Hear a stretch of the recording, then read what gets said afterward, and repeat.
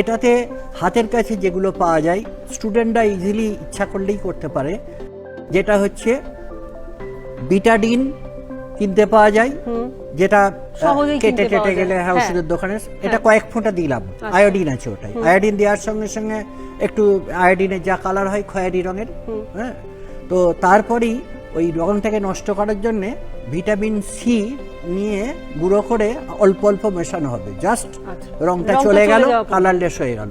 ওতে ভাতের ফ্যান সামান্য একটুখানি হাফ চামচ এরকম একটু দিয়ে নেড়ে দেয়া রাখা আছে এটা।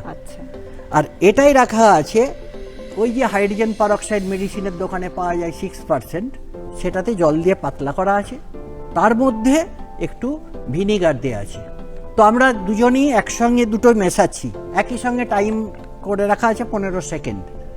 ঠিক আছে, যে কোনো একটা তো অন্যটা মিশিয়ে দিচ্ছি, দিয়ে চুপচাপ দেখব। 1 2 3,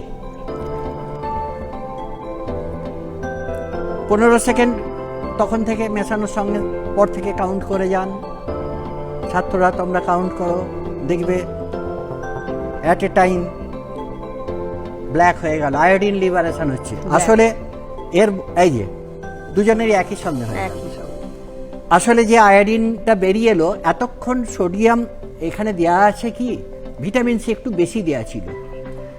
যখনই আমি হাইড্রোজেন পারঅক্সাইড দিচ্ছি, ও আয়োডিন লিবারেট করতে যাচ্ছে, আর সঙ্গে সঙ্গে ভিটামিন সি ওটাকে আবার আয়োডাইডে পাঠিয়ে দিচ্ছে, তাই কালারলেস। এক সময় তো ভিটামিন সিটা শেষ হয়ে যাবে।